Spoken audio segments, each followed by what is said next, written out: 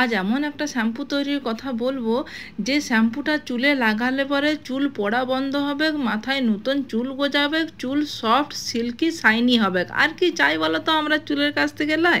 এদিকে অর্পিতা বলছে তোমার ঝলমুলে চুলের সিগারেটটা বলো, রূপা বলছে তোমার মাথার সামনেটা যে ফাঁকা হয়ে গেছিলো সেখানে নতুন চুল কি করে গজালো সেই গল্পটা বলো। বলি 7 দিনের জন্য যে হেয়ার গ্রোথ চ্যালেঞ্জটা নিয়ে এসেছি সেটা কারা কারা ফলো করেছো তারা একটু কমেন্ট করে জানাবে।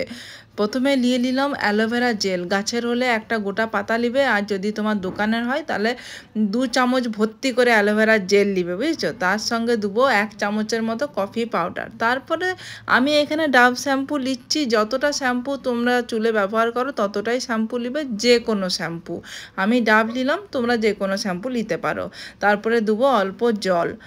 আর যদি তোমার রাইস ওয়াটার হয়, রাইস ওয়াটার কেমন করে করতে হয় আমি আগের ভিডিওতে দেখিয়ে দিয়েছি, পারলে দেখে নিবে। যদি রাইস ওয়াটার হয় তাহলে সোনাই সোহাগা, না থাকলে এমনি জলও দিতে পারো। সবগুলোকে খুব ভালো করে মিশিয়ে নিতে হবে। দেখো মিশিয়ে নিয়েছি। এইবারে তুমি চুলে শ্যাম্পু করবে। যদি তোমার মাথায় তেল লাগানো থাকে, যে ম্যাজিক অয়েলটা আমি তৈরি করেছি, যদি কেউ ভিডিও না দেখে থাকো তাহলে দেখে নিবে, কিন্তু এটা দারুণ কাজের, সবাই উপকার পেয়েছে জানলে। তাহলে মাথায় তেল লাগানো থাকলে ওই তেল মাথাতে এই শ্যাম্পুটি করবে, না থাকলে কোনো অসুবিধা নেই। এই শ্যাম্পুটা করে তারপরে নর্মাল যেমন শ্যাম্পু করে তারপর চুল ধুয়ে নেয়, সেরকম চুল ধুয়ে পরে শুকিয়ে পরে নিয়ে এসেছি তোমাদের সামনেই, দেখো প্রমাণ। চুল পড়া তোমার বন্ধ হবেই হবে। তুমি 1 মাস করে পরে দেখো, মানে 5 থেকে 6 বার যখন তুমি করা হয়ে যাবে তখনই তুমি বুঝতে পারবে পার্থক্যটা। আর তখনই তুমি আমার ভিডিওতে এসে পরে কমেন্টটা করবে যে দিদি বিরাট একটা রেজাল্ট পেয়েছি, মানে অসম্ভবকে সম্ভব করে দিবে জানলে।